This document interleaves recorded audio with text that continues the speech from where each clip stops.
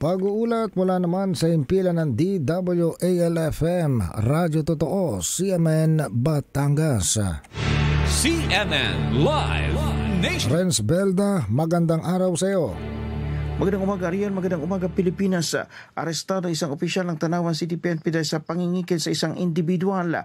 Kainilanan na nga pulisya ang suspect na si Wilmar na may rango nga Police Master Sergeant na nakatalaga sa Tanawan City Police Station.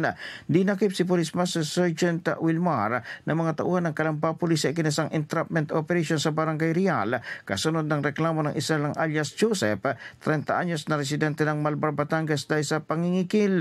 Natanggap ni Wilmar ang 14,000 pesos na mark money mula sa complainant sa loob ng kanyang sasakyan. Subalit nakatunog ang suspect sa mga umaaresto nga polis kaya akma nito nga binangga sila at tinangkapang nga bumunot ng baril habang nagmamadaling tumakas.